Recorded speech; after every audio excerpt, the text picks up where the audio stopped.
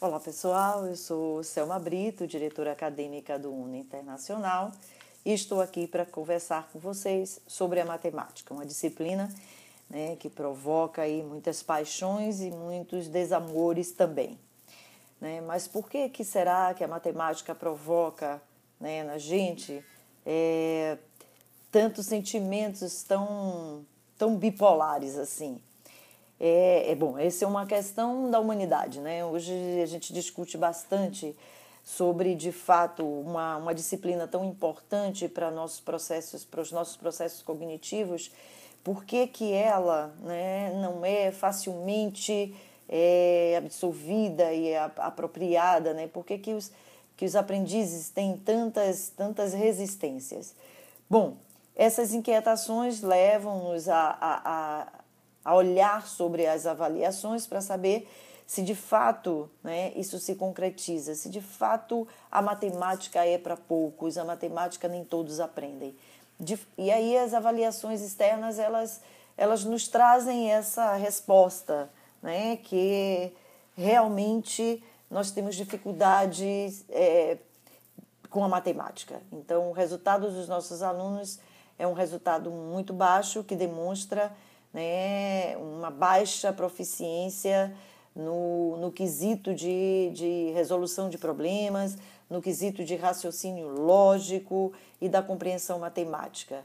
E aí nos inquieta, o que faz com que esses resultados sejam tão baixos. E aí resultados de avaliações externas, tanto das nossas políticas públicas, então avaliações municipais, estaduais e até a federal, como também avaliações internacionais como o PISA, E aí nos deixa numa situação muito delicada. E aí eu não vou falar só de avaliações externas. As nossas avaliações internas, as avaliações das nossas escolas e dos departamentos de matemática também demonstram isso.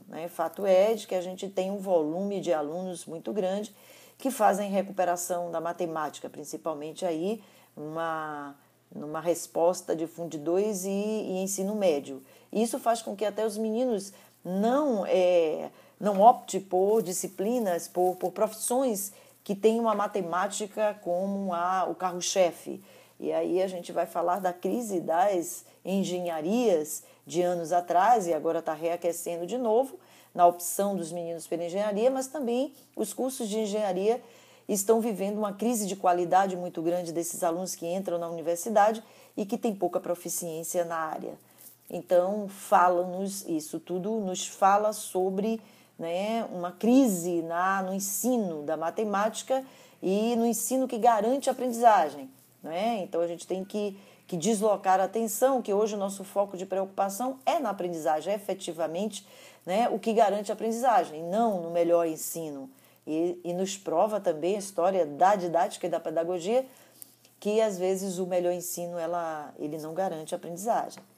Para garantir a aprendizagem, tem que ter um bom ensino, mas nem sempre um bom ensino dentro dos padrões que a gente vem avaliando a sala de aula, ela garante. E aí eu estou falando de padrões de uma sala de aula disciplinada, de um professor que chega no horário, que cumpre as suas obrigações, que faz o seu planejamento e que entrega os seus materiais a tempo de serem produzidos e que tem sua sala de aula na mais perfeita ordem e dá aulas maravilhosas que se de fato a turma aprende e aquela aula se de fato é só para o professor ou se tem a ver uma aula mesmo pensada no aluno e no aluno no lugar de aprendiz.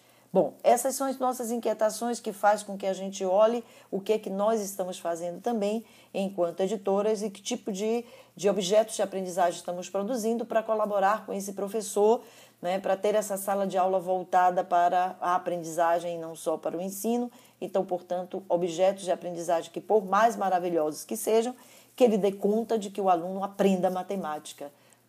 Bom, e aí nos faz também refletir e nos responsabilizar enquanto editora de que objetos nós vamos apresentar para a escola, e daí vem a nossa decisão pelo material de Menes e Leles, que acreditamos que colabora bastante, que dá algumas respostas para essas nossas inquietações e que essas respostas a gente acredita ser né, está bastante centrada na lógica deles sobre o currículo da matemática, então nesse currículo por espiral, e de estar repetindo, né, alguns comandos e algumas compreensões matemáticas, e essa repetição tem apropriação justamente da maturidade cognitiva, e fazendo com que os meninos aprofundem cada vez mais dentro dessa maturidade cognitiva.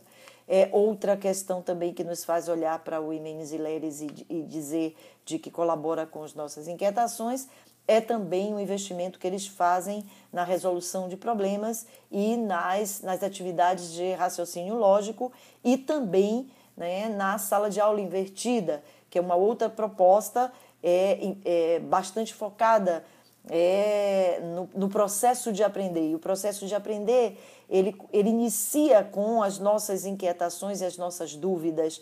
Ele solicita do aprendiz que ele busque recursos dele próprio para produzir, né, respostas àquele desafio que está posto ali para ele. E não ele acompanha o raciocínio de outrem, que nesse caso seria o professor, porque o professor tem uma história cognitiva diferente dele, e se ele aproximar, ele só vai poder lançar mão da sua memória para depois dar essas respostas, e lançar mão só de memória sem significado é ainda subestimar a capacidade cognitiva e de inteligência do aluno. Então, por isso que nos aproximamos de Ximenes e Leles. Bom, falar sobre essa mudança e o que ela provoca na escola, daí eu falo de um lugar muito confortável, enquanto diretora que fui há 17 anos de uma escola privada de Salvador e grande, e que tinha um departamento de matemática de 8 professores, e, portanto, a gente precisava também de ter um coordenador da área, né, para nos auxiliar nessa gestão pedagógica desse departamento. Nós, em um determinado momento da nossa vida, nós nos vimos inquietados com os nossos resultados e dessa fragilidade dos nossos resultados, e resolvemos mudar um pouco a nossa história e definir, né, por uma linha que acontecia na época, era bem recente na época, a linha da educação matemática. Aliás, não era tão recente, era recente para a gente, porque alguns professores do nosso departamento fizeram um curso de pós-graduação em especialização e toparam estudar um pouco sobre a linha da educação matemática, e levou para as nossas discussões de resultado a possibilidade da gente mudar o foco do nosso ensino para uma proposta de educação matemática, e nós topamos. E aí, no momento em que nós decidimos, enquanto departamento, procuramos no mercado um material que se apropriasse àquela nossa nova decisão. Claro que essa decisão de departamento ela não tinha unanimidade, e isso era positivo, porque fazia com que os outros que duvidassem da proposta estivessem sempre, né, naquele lugar, não é, de advogado de diabo. Olha, isso de fato está correto, e nos fazia pensar. A gente queria um clima de pensamento e experiência sobre uma nova prática, porque a antiga já não estava dando conta de resultados assertivos, e, portanto, a gente resolveu mudar, e sabíamos que seria uma mudança que nos tiraria de lugar de conforto e nos traria alguns momentos de ter que defender a nossa proposta. E assim foi. Defendemos dentro do departamento para aqueles professores que não acreditavam, e em alguns momentos eu precisei, enquanto diretora, de usar do meu lugar vertical, e também precisei tomar algumas decisões de quem fica, né, dentro do departamento e quem sai. Isso também precisou ser feito. Bom, feito isso, nós fomos para campo para apresentar e militar em cima da nossa decisão.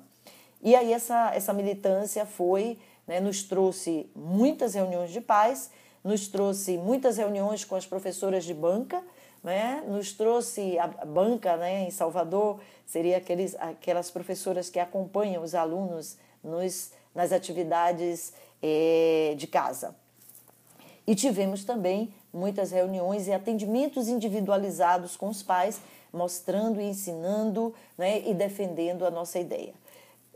houve um burburinho na cidade. Nós somos, né, hoje a escola ainda é uma escola de grande referência dentro de Salvador, e claro que inquietou as escolas que mandavam alunos para a gente, e nós fomos até essas escolas falar com seus professores e com pais. O trabalho foi um trabalho árduo, mas olha bem, um trabalho que muitas vezes fez com que a gente repensasse: será que vale a pena a gente continuar nessa luta, já que é tanta gente contra, né? E nós tivemos DRs também, dizer, não, vamos continuar. E claro que aquele departamento, ele estava fortalecido pela direção da escola, isso é muito importante. Os coordenadores, eu enquanto diretora reforçava os coordenadores, que muitas vezes queria, né, recuar. Então a gente tem aí uma equipe de coordenadores que toparam e não recuaram. Isso é muito importante dentro da escola também. O professor não pode ficar sozinho numa decisão como essa. Então tinha direção, tinha coordenação e tinha uma equipe de professores, e mesmo assim não foi fácil. Bom, mas mesmo assim topamos, e aí vivemos momentos tensos e momentos muito prazerosos em sala de aula, de alunos assim, que às vezes dizia pra gente: é tão fácil assim? Não está faltando alguma coisa? Eu não tinha que ter dificuldade? E a gente vê outros colegas ajudando colegas, vê os meninos levando para casa desafios sem o professor precisar explicar nada antes, e eles toparem isso, e os pais também toparem isso, e depois relato dos pais dizendo: eu pensei em tirar da escola e resolvi apostar junto da escola porque nunca fui um bom aluno de matemática e não queria que meu filho também passasse pela mesma situação, e já estava apresentando problema. E ao viver essa situação, hoje eu vejo um aluno, um menino, querendo assistir aulas de matemática e me chamando para resolver desafios e que eu tenho dificuldade enquanto aluno. Então enquanto adulto. Então a gente ouviu esses depoimentos, o que nos fez muito feliz. E quando eu vim para o UNO, que vi todas essas discussões, disse: gente, olha, isso não vai ser fácil, viu? Mas é muito prazeroso depois que a gente conquista. E é nessa crença ainda que me faz vir aqui conversar com vocês e dizer assim: experimentem, corram o risco. Bom, esse correr risco tem dois caminhos: o caminho do fracasso e o caminho do sucesso. Mas olha, o caminho do sucesso é o caminho da garantia, da responsabilidade que a gente tem com esses alunos, de dizer assim: olha, estou com você, e o processo de aprender é um processo longo, é um processo difícil, mas é prazeroso, que uma vez aprendendo, essa é propriedade nossa, ninguém tira de nós. Esse é o nosso grande poder. E aí a gente não pode, né, e não deve, enquanto profissionais de educação, tirar esta possibilidade deste aluno. E as avaliações externas estão dizendo isso para a gente. Nós não estamos sendo eficientes nem eficazes na nossa proposta, e os meninos não estão aprendendo, e essa é uma responsabilidade nossa. E aí é só um convite para dizer: vamos viver experiência. Na educação, a gente não sabe, a gente tem que entender que a gente não sabe de tudo. O reino da aprendizagem é um reino muito subjetivo, é o reino de um rei, e um rei é o aprendiz. Ele que tem que nos dizer as diretrizes, e a gente oportunizar ele a descobrir e a se apropriar do seu real poder, que é do conhecimento. E aí essa proposta que me faz estar aqui com vocês, e essa militância que eu deixei lá na escola, mas que eu estou ainda atuando enquanto UNO, e eu acredito mesmo que a gente vai vencer esses obstáculos, porque a gente tem uma equipe de educadores pensantes e inquietos com o que fazem. E é nessa equipe de educadores que eu preciso enxergar que vocês são, e que, portanto, vocês estão com a gente nessa militância árdua. Mas que nós não temos a realidade também, nós não temos uma verdade. O que a gente coloca aqui é uma experiência, uma possibilidade de viver experiência, não é uma verdade. Não é? Porque amanhã outros objetos poderão ser melhores até do que os objetos de Mendes e Leles, outros vão aparecer, outras propostas, mas se a gente tiver foco de garantir a aprendizagem do aluno, seja com que material for, seja com que proposta for, a gente vai estar sempre acertando, e a gente vai estar sempre militando na responsabilidade de mediar um processo de aprender. E é para lá e é com esse sentimento que a gente está aqui conversando com vocês, e que eu garanto que essa nossa experiência desta formação vai nos trazer algum conforto nesse setor. tá? Então, um bom dia de trabalho para vocês, né? E boa produção.